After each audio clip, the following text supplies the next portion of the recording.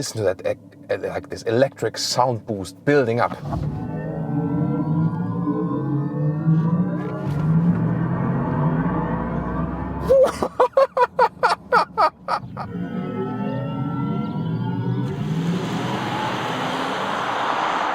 Hey, today I have the Mercedes Eqe 53 AMG for you. On the US market it will just be called Mercedes Eqe Amg. And here in Europe we have the 53 version because there will also be a 43 version, but this one the top spec AMG. And in the front we can see this bold AMG design here with the vertical fins. Although it is a closed grille in this electric vehicle, this here, so to speak, the electric E-Class performance version. This is the Eqe AMG. And in the lower part we have also this bold styling for the AMG once again.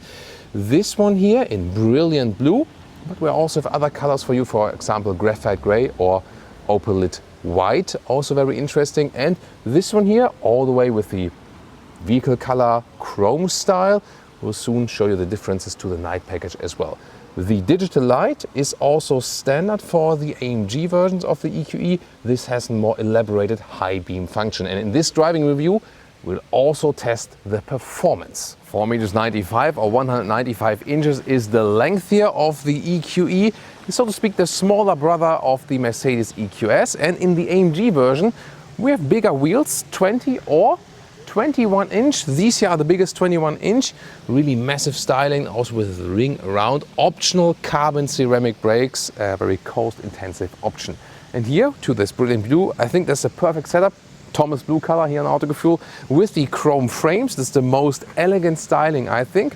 And in the night package, these would be blacked out. We have it here at the white or the Magno gray vehicle.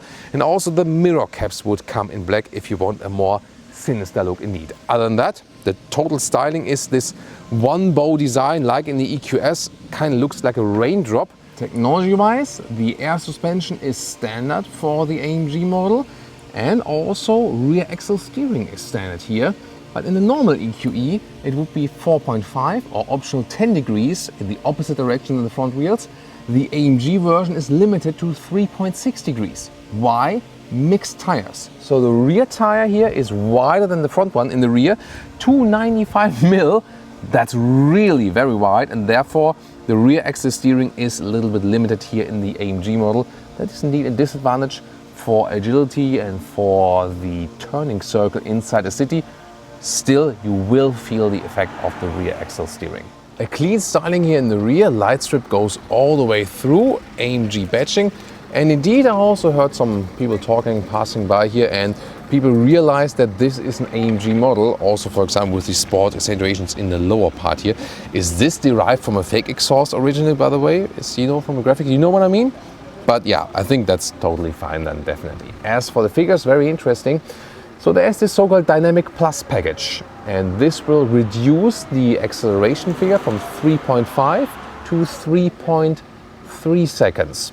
And also increase the top speed from 220 km an hour to 240 km an hour, so from 137 miles per hour to 150 miles per hour. The top power output then is, yeah, a lot of figures now, maximum of 687 horsepower and 1000 Newton meters of torque during the race start with all the boost that is available. Will we try the race start later on? Battery size is 91 kWh net. So you can, at good summer temperatures, expect something 500 kilometers or 300 miles of range.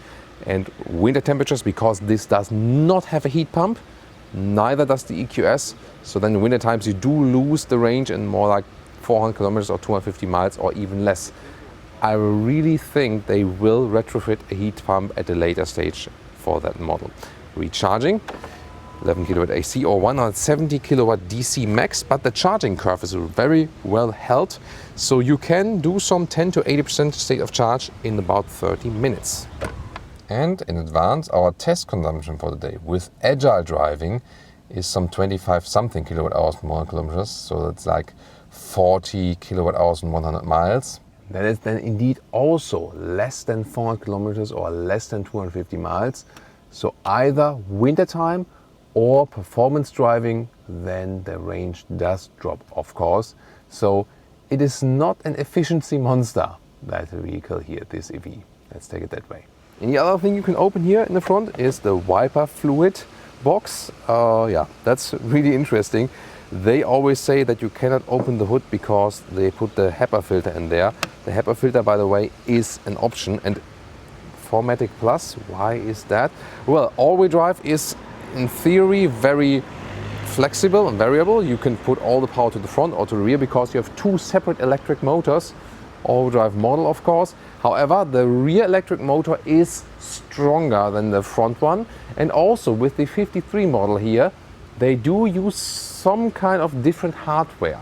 So the 500 all-wheel drive model, the normal Mercedes model, has two electric motors already. And then there's the 43 model, at least in Europe, that has the same hardware. And only the 53 model, or the AMG model in the US, does also have hardware changes to both electric motors. And then overall, of course, more power, more boost, which we will experience very soon in the driving part. This is the car key with AMG badging. Then door handles, here the flush style. They come out, and then when you close them, they go in. Ooh, it also, do you hear that? It's a start up or a closing sound from AMG. Let's try it again. Interesting. Not sure if you can really pick it up. Then door closing sound. It's actually quite solid, although it is frameless doors and also with dual insulation. Interior materials look really fancy. You do have a lot of capacitive buttons, hashtag capacitive BS, like here. This is all capacitive and it's just one button area. I don't like that. And also that these here do not move. They do react on the steering, adjustment, but they don't move. That's not that good. What's cool is that they have a lot of great surface materials, like here a high-grade leatherette, and also here in the top part, which has kind of neoprene style. This looks really great and also feels very nicely indeed. Seats, it's very interesting. It gets the sport seat form as standard, and also for the European and also for the US market, that's new now, will be the standard seat that you get microcut microfiber on the inside and article leatherette on the outside. It will look similar, just then with the microfiber on the inside. And this is also a great standard setup, and this is the optional animal skin pack. As for the steering wheel, this one here does have the microfiber on the outside parts. If you want the car completely animal free, you can go for the standard microcut seat and then here pick it like this. But on the top side, there's also one where you have carbon fiber. Then here we can put it in an overlay, so you can get this vehicle here, the EQE AMG, also animal free. That's actually really cool. Then seating position.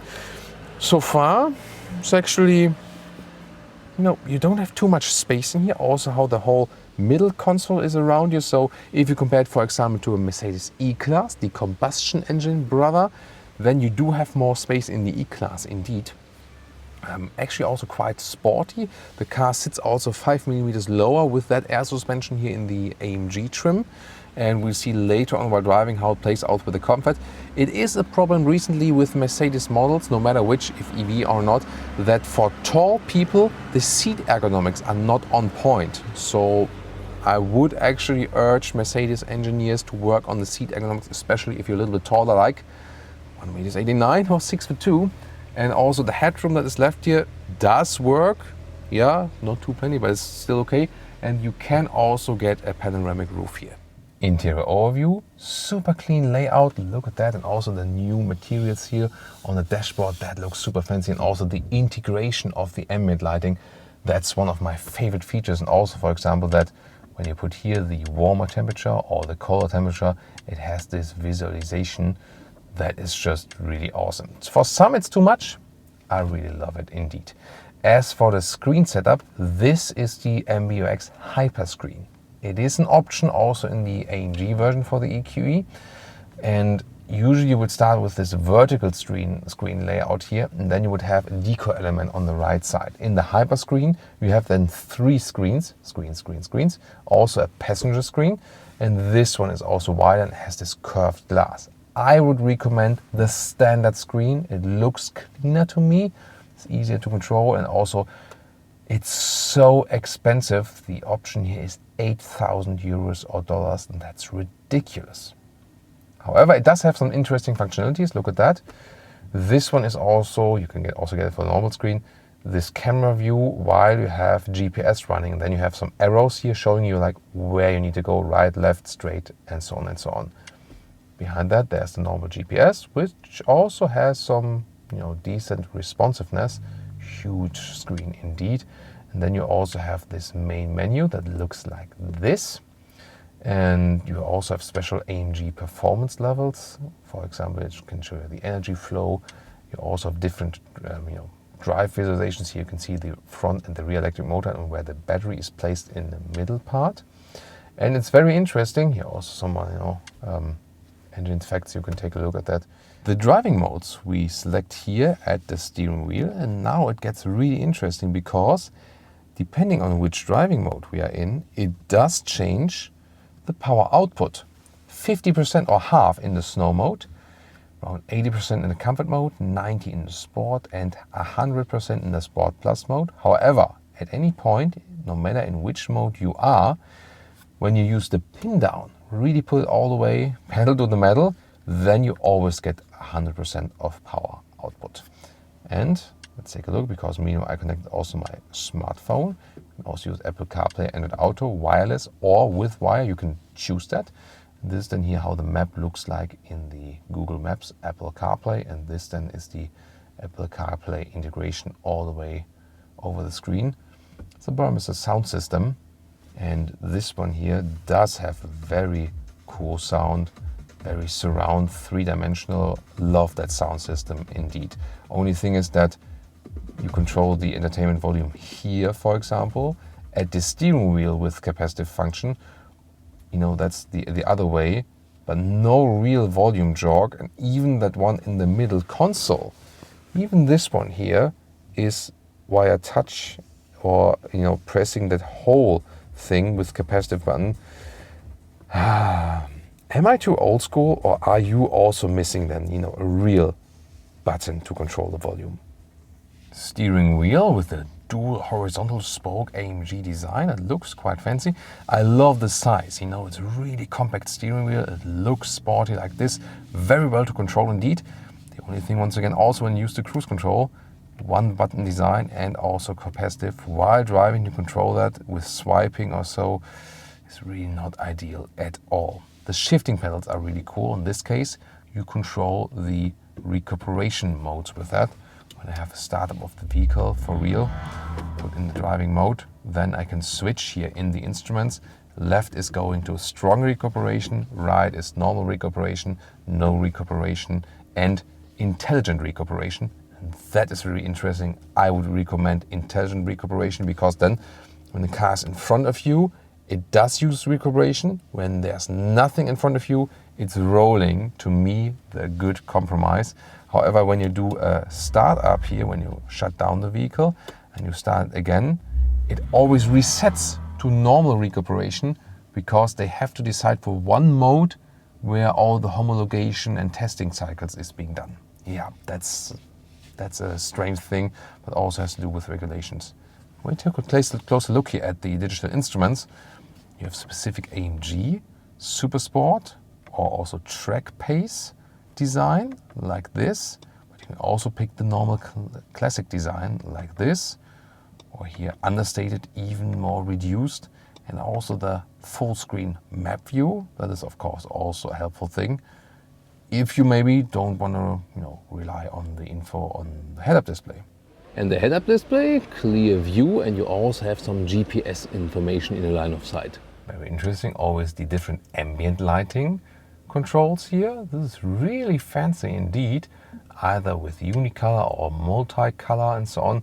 And this energy shine is the adaptive thing, so you will see in the driving part that it kind of runs. I always call it circus mode. And what about the voice input? Hey Mercedes. How can I help? Does this car have steering wheel heating? I'm sorry. Can you say that again, please? Does this vehicle have steering wheel heating? I'm sorry, but I can't help you with that right now. That's strange, because earlier she did. Let's try it again. What would you like to do? Activate steering wheel heating.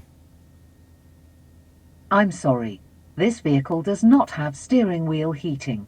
There we go, thanks. At least we could find out by that. However, for the EQE you can go for a heated steering wheel, that does work. The passenger screen is only active when someone is sitting on that passenger side, by the way, otherwise it's deactivated. It can also be used, for example, to watch YouTube while driving then, but just for the passenger. And the YouTube video will be deactivated as soon as the driver is looking over. Middle console without high gloss black. I love that here. Cool carbon fiber styling. The only thing that might be because of very early build vehicle here. This is like not the perfect panel gap here. Yeah, it's a very Germanish thing, definitely. But yeah, that's why we're here. So then when you open that, you have USB-C connectors in the front, inductive charging mat, but with this rubber mat that is always flying all over the place. Cup holders here are also not holding heavy bottles tight. When you put a small glass bottle in here, it will still wobble around, so not really happy with these cup holders. You can, however, also completely remove them like this and then push them here. Yeah, it's really funny for the kids to play around. When we close this one, we also have here this typical middle console, high-grade leatherette, good quality, and this typical split opening with 2 more USB-C chargers. And in the lower part, 2 more USB-C chargers in this open area here. You can, for example, here also secure a notepad or something. This, by the way, it says Presse Testwagen, listen and repeat, Presse Testwagen, which is press test vehicle. Yeah, German lessons for the day. Now to the rear seating area. Let's take a look. Also very nice materials here in the rear. So this looks and feels also really classy. That's also the thing about these high gloss black surfaces. When they're really clean, they might look clean and nice. Then, you know, after some fingerprints or scratches, it might be something different. Here, the rear seating area, you already see that there won't be too much space there overall. It's of course also no difference here for the AMG version. Let me get inside and see how that one plays out. So it is a full-size sedan indeed. Legroom-wise, it does work for 5 tall adults. However, I'm not sure if you can see it on camera, but the angle is more like that I'm moving like this with the legs, so the rear bench is not that comfortable. Headroom-wise, it does work. So yes, 5 tall adults work, but it's not very comfortable here. And that's the same also with the Mercedes EQS. If you go compare there also to the combustion engine brothers, the rear seating area is not that comfortable indeed. In the middle seat, it's a little bit stiffer or tighter. As for this, yeah, that bolstering is really stiff here. However, space-wise, it also does work, so you can also drive it with 5 tall adults, but that wouldn't be a long-term comfortable thing. Here in the middle part, you can fold down this here, and then you have either a smartphone holder or push it back slightly. And then there are adaptive cup holders in here, like this. So it works space-wise, but not ideal, I would say. As for the middle tunnel here, you have a small step here, actually. The boot is just at 430 liters, so somewhat limited. Lengthy about 1 meter or 40 inches. However, the width here is limited. That's just about 90 centimeters or 35 inches. Height about 55 centimeters or 21, 22 inches. And it does fit for the luggage, yes, no problem, but not too vast. Here, the charging cable box. You can have that one as a storage, and then the total length is about 180 in meters or 70 inches. And you might ask yourself, you see this a separate sedan trunk here, and the EQS has this wide fastback opening. They could have theoretically done that also for the EQE. I think that would have been more attractive for that vehicle. However, if they would have done that, they would have lost even more headroom in the rear, you know, because you have to attach it somewhere here, and then you would lose the room right here. And that's the reason why they went for the separate trunk.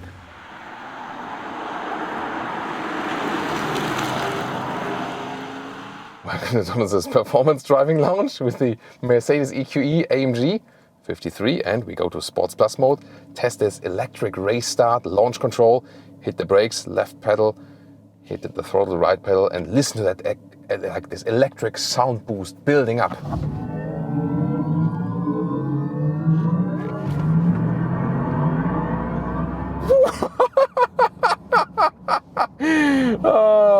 That was 0 to 100. Amazing. Whew. So Michel's was like, what the hell just happened?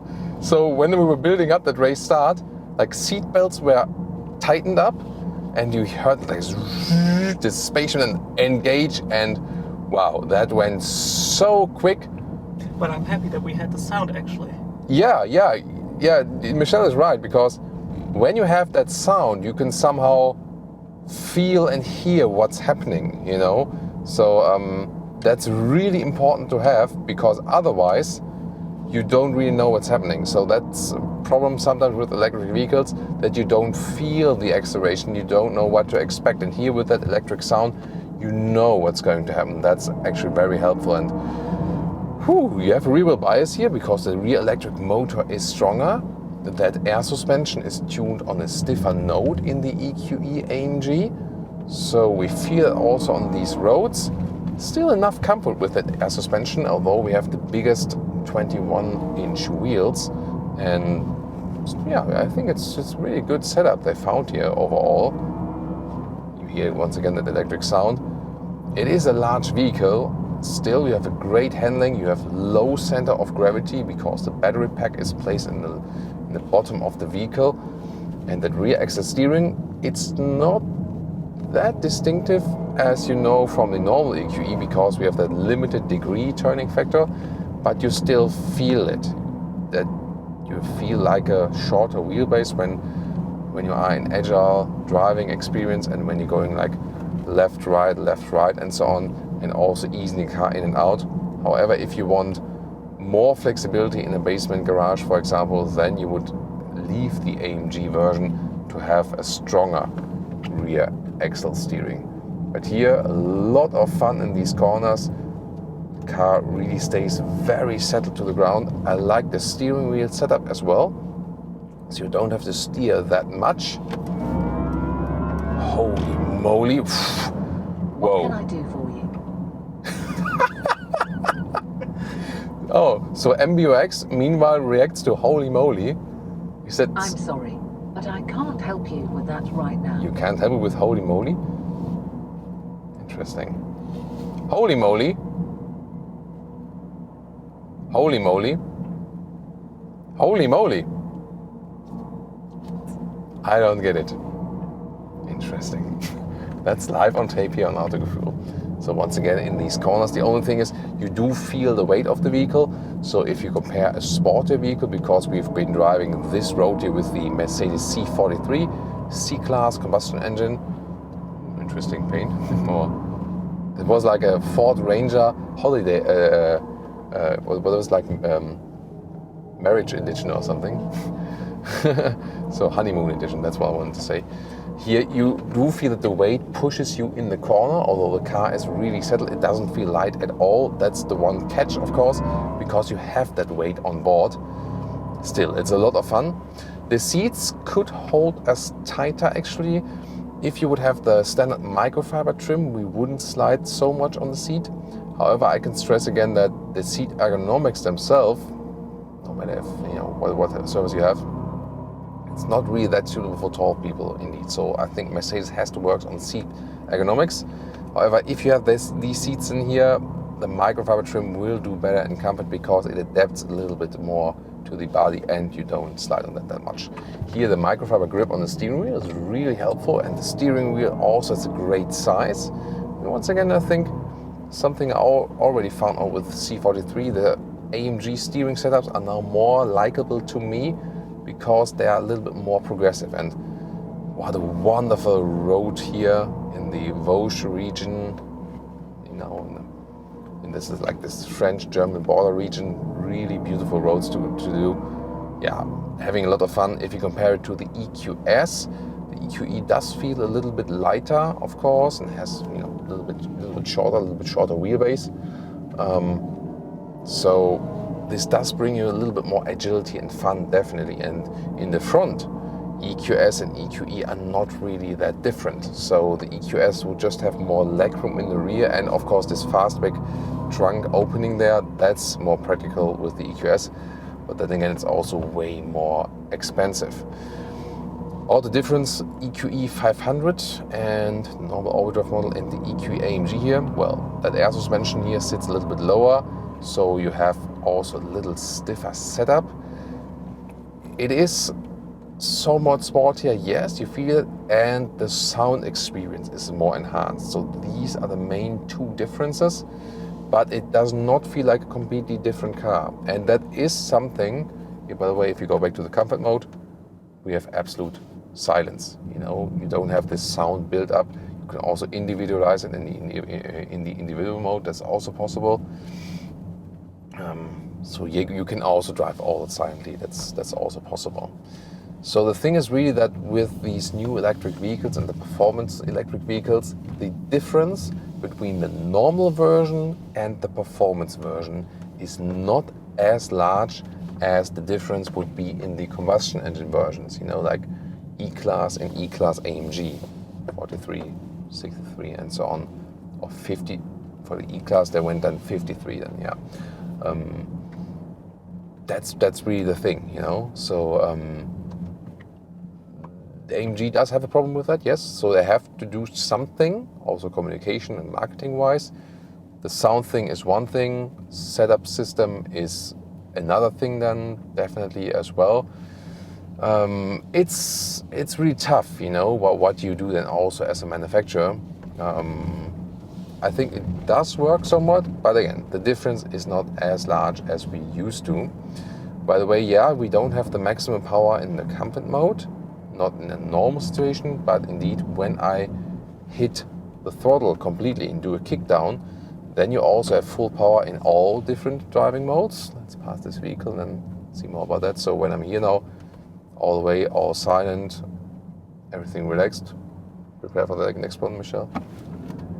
Oh, that is really, wow. So yes, you have full power also in the comfort mode, and this is how it reacts when you are driving without that enhanced sound. And in these sports modes, once again, when you hit it then, wow. And by the way, you've also saw here this adaptive ambient lighting. It's a cool thing to show off to your friends on camera, you know, when I'm here on the brakes or when I'm accelerating. You see here it goes light here, but when I'm really flooring it all out, then it also becomes red. I think Michelle is starting to puke all over the place now, so slowly. Not yet. Not yet. So yeah, that's the thing. So it can actually be helpful to have this acoustic feedback that especially your passengers know, okay, something extreme is happening and your body can cope with that a little bit better. Overall, the setup they found here, as we know, comfort and sportiness combination, it's really very nice. You cannot expect that the weight is diminished by that. You do feel the weight of the vehicle, that's the thing. So a lighter sports vehicle will give you more fun. I also feel that my lower back has to work against the G-forces a little bit in the corners. That's still the case, but drives nicer and more agile than the EQS. And considering that weight, it's really very nice and fun ride for sure. And this electric performance is always right there. And that might be also the case that supercars get less and less attractive because, I mean, you have like an E-Class EV here and it has supercar acceleration figures. So who cares about supercars then in this case, you know? We also saw in our channel that people are less and less interested in supercars, and I think that might be just one thing, you know, or one important factor, because they might be losing attraction because of that. So would also like to read your comments to are supercars still relevant and interesting when you put me that in the comments. And I mean, here we can do anything supercar like at all times, you know, and also like with the launch control and so on.